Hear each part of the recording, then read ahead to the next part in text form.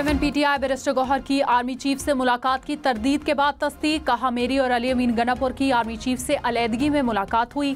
Army chief के सामने तमाम मसाइल रखे। बानी पीटीआई ने मुलाकात को खुशाइंद करार दिया। हमारे दरवाजे हमेशा बातचीत के लिए खुले थे, दूसरे दरवाजे बंद थे। बराह रास्त मुज़ाकरात शुरू हुए हैं तो उम्मीद है सूरत हाल बेहतर होगी। मुल्क की इस्तेहकाम के लिए ये बहुत ज़रूरी है।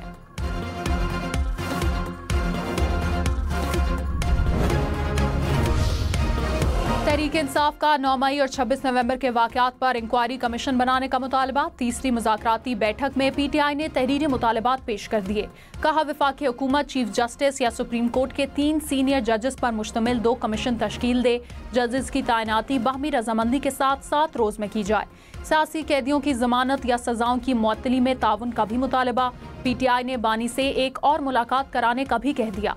हुकूमत का 7 रोज़ में तहरीरी मौक़िफ़ पेश करने का ऐलान।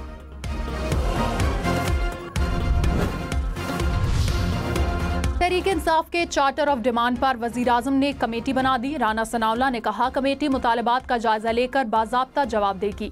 अपोजिशन मैंडेट वापसी के मुतालबे से दस्तबरदार हो गई।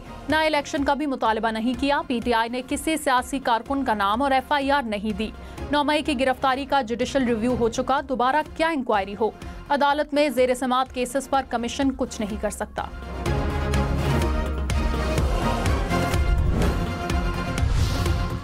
वज़ीर आला मरियम नवाज ने कहा, हमने जुल्म सितम सहे, जलाओ घिराव का रास्ता नहीं दिखाया। आग लगाने की तरगीब देने वाला बच्चों का मुस्तकबिल खराब करेगा। नौजवानों को जेल का रास्ता दिखाने वाले अब उन्हें पूछने नहीं आते। इन माँ बाप से पूछें जिनके बच्चे जेल में हैं। जलाओ घिराव की वजह से हम पीछे रह गए, दुनिया आगे निकल गई। सियासी इख्तलाफ तहजीब के दायरे से निकले तो बदतमीजी होती है। किसी के लिए अपनी जिंदगी खतरे में न डालें। रेड लाइन सिर्फ पाकिस्तान है। जान की बाजी लगा दूंगी, आपके ख्वाब पूरे करूंगी।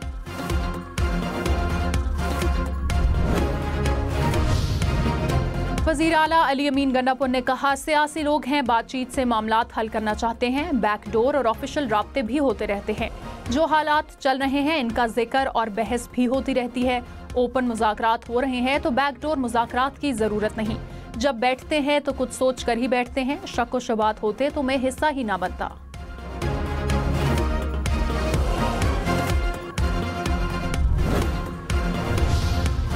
वज़ीर इत्तलात अताउल्लाह तार ने कहा, बानी पीटीआई डील चाहते हैं। लोगों को कहते हैं मुझे बाहर निकालो। 190 मिलियन पाउंड का केस तारीख का सबसे बड़ा स्कैंडल है।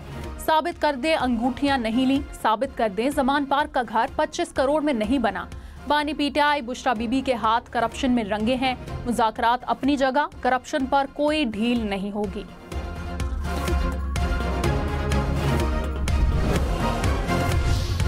अपोजिशन लीडर उमर अयूब खान ने कहा, डील या ढील नहीं चाहते, हुकूमत कमीशन बनाए, सब वाज़ेह हो जाएगा। असद कैसर बोले, हमें जीने का मौका देना चाहिए, पाकिस्तानी समझा जाए। सलमान अकरम राजा ने कहा, NRO नहीं हक मांग रहे हैं।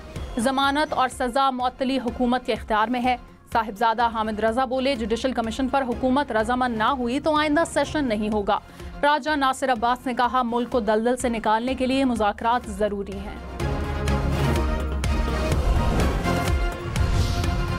स्पीकर अयाज सादिक ने कहा, मुज़ाकरात मुस्बत समत में आगे बढ़ रहे हैं, किसी को तशवीश नहीं होनी चाहिए। हुकूमत और अपोजिशन के सामने 2 डिमांड्स रखी हैं। दहशतगर्दी के खात्मे और मिसाक जमहूरियत के लिए सबको इकट्ठा होना है। इस पर भी कमेटियां तश्कील दी जाएं।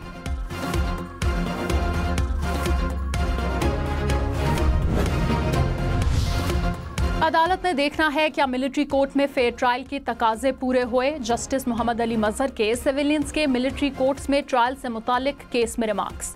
वजारत दिफा के वकील ख्वाजा हारिस ने कहा, हाई कोर्ट्स ना ही सुप्रीम कोर्ट मेरिट का जायजा ले सकती है।